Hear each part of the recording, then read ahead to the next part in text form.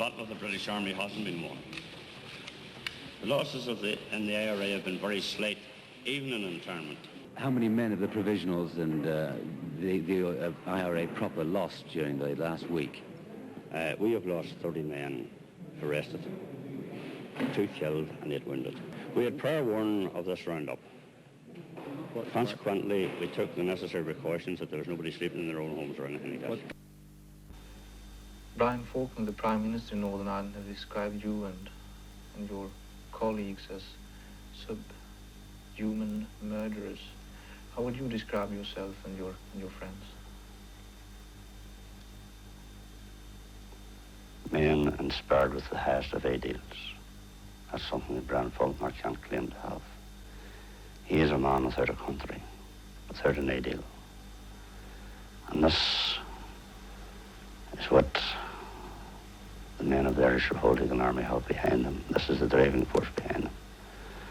They believe passionately in the freedom of their country. They want to determine their own rights and to rule their own country. How is the morale among your men? 100%. Never was higher. Has it been easy for you to recruit lately? Recruits. This must be the easiest period in the history of any revolutionary movement in Ireland to get recruits. They simply flow in. Still, you need arms, you need ammunition. Can you get that? We can, yes, we can get a certain amount. But, for revolutionary force, we never seem to have enough. We've taken on the might of the British Army. We would like heavier and stronger weapons. I mean, they are very well equipped now, the British Army. The British Army is very well equipped.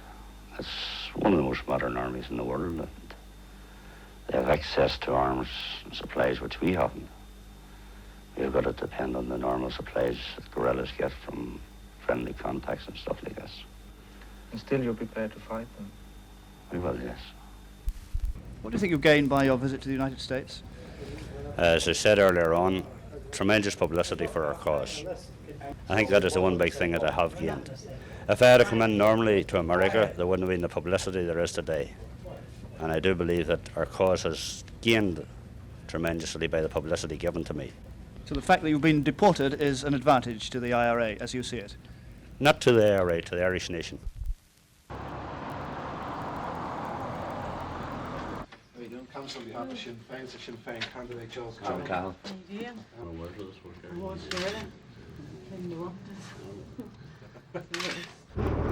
Well, we hope to bring about social and economic change in this country, which is badly needed, not only for nationalists, but for unionists as well. And I think a lot of unionists are coming around to realise that. I would like to say that it's not easy work.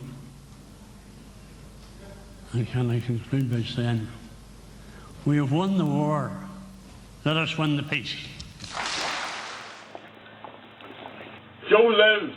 He was blessed with a long life. And it's quite impossible to sum that life up in a few words. And I don't believe in eulogizing the dead, but I do believe, like Gurdry said, in celebrating life, and particularly a life well lived, a life spent in struggle and in activism. Of all of us who shared that life, one person deserves our heartfelt thanks. That person is a wonderful woman and a Republican in her own right, Annie Cahill. Joe Cahill was a physical force Republican. He made no apologies for that. But like all sensible people who resort to armed struggle because they feel there is no alternative, he was prepared to defend, to support, and to promote other options when these were available. Without doubt, there would not be a peace process today without Joe Cahill. And he had no illusions about the business of building peace.